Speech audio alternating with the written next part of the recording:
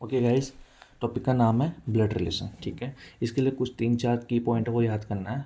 Parent child को arrow से show करना है downward, male positive, female negative, और जो हस्बैंड वाइफ है उनको डबल साइडेड एरो से, और सिबलिंग को आपको डॉट डॉट से। ठीक है, अगर एक बार ट्री डायग्राम समझ जाओगे तो ये टॉपिक 2 मिनट में कोई सा भी क्वेश्चन सेकेंडों में कर दोगे। ठीक है, एक बार ट्री डायग्राम समझो। देखो, जैसे मान लो आपके पास क्या है, एक एफ और एक एम। ठीक है, फीमेल और मेल। ठीक है, ठीक है, या फिर फादर और मदर।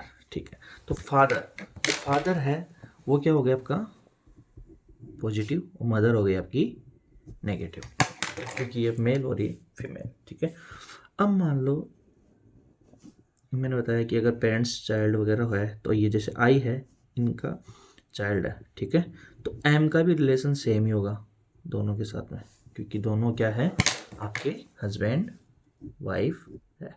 ये लो।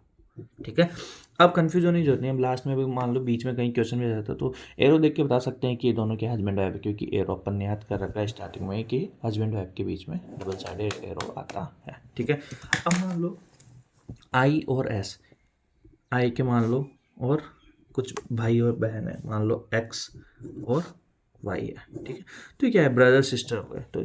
तो फादर मदर का जो रिलेशन इनके साथ है वही रिलेशन इन दोनों के साथ में भी होगा, क्योंकि ये तीनों के आपस में भाई बहन हो गए। ठीक है, अब मान लो जो मदर है, मदर का जो भाई होगा, ठीक है, मदर का भाई, मैंने बताया भाई को कैसे शो करना है, डॉट डॉट लाइन से। ठीक है, सेम जनरेशन में, तो ये क्या कहलाएगा, मामा। इनका तो मामा ही हो गया ना ये। ठीक है, और मामा की जो वाइफ है, ठीक है, वो क्या कहलाएगी, मामी। कोई दिक्कत? ठीक है, तो ये हो गया आपका पॉजिटिव फीमेल, और ये पॉजिटिव मेल और नेगेटिव फीमेल। यहाँ तक कोई दिक्कत, कोई समस्या? ठीक है, इजी है। अब देखो इधर, ठीक है, सिमिलरली अगर मान लो मदर है, उसकी सिस्टर भी तो हो सकती है ना, तो वो क्या हो जाएगी आपकी मौसी।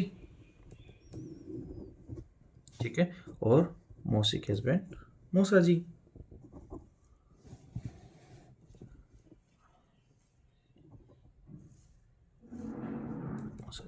ठीक है, ये भी दोनों क्या हो गए नेगेटिव, ये फीमेल हो गई और ये पॉजिटिव मेल हो गई। सेम जैसे मदर का फैमिली है वैसे ही आपका फादर की भी। ठीक है, तो फादर में जैसे मान लो फादर का जो ब्रदर है वो क्या लगेगा आपका अंकल।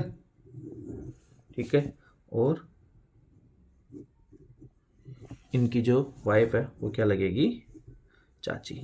ठीक है, तो अंकल तो हो गए आपके प्लस और ये हो गए आपके माइनस।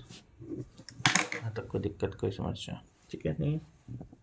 सिमिलरली अपने जो फादर है उसकी सिस्टर होगी वो क्या लगेगी बुआ, और जो बुआ के हस्बैंड होंगे वो क्या हो जाएंगे फूफा। ठीक है, फूफा हो गए आपके पॉजिटिव और बुआ हो गई आपकी नेगेटिव। यहाँ तक ये ट्री डायग्राम याद होना चाहिए। ठीक है, ये समझ में आ जाएगा ना तो सारे क्वेश्चन कर दोगे। सिमिलरली फादर के जो मम्मी और पापा है, वो जैसे पापा है वो ग्रैंड फादर हो गए, मम्मी है जो वो ग्रैंड मदर हो गई। ठीक है, ग्रैंड फादर ग्रैंड मदर। ठीक है, दादाजी और दादी जी। ठीक है, यहाँ से रिलेशन फाइंड आउट है। सिमिलरली अगर, ठीक है, ये हो गई मम्मी के भी तो पापा मम्मी है, तो ये भी वही ग्रैंड फादर और ग्रैंड मदर। ठीक है, लेकिन ये ननिहाल फैमिली में हो गए, तो इसका मतलब ये हो गए नाना और नानी। ठीक है, ये नाना आपके प्लस, नानी आपकी माइनस। यहाँ तक कोई दिक्कत? ठीक है, तो ये आपका पेरेंट्स वाला हिस्सा आ गया, ये आपका सारा इधर। ठीक है, ये कौन सा हिस्सा आ गया पूरा मैटरनल वाला। ठीक है, ये सब क्या है इधर वाले कजिन्स, ये भी कजिन्स। ठीक है, अब इस ट्री डायग्राम को समझने के बाद हम कोई सा भी क्वेश्चन कर सकते हैं। हम एक एक क्वेश्चन करेंगे। ठीक है, तुमको समझ में आएगा कि ब्लड रिलेशन से क्वेश्चन कितने इजीली हो जाते हैं। बहुत इजी होते हैं, थोड़ा सा फोकस करना पड़ता है क्वेश्चन करते टाइम, इधर उधर नहीं, बिल्कुल सोचना नहीं है। ठीक है, क्वेश्चन करेंगे तब समझ में आएगा। ठीक है।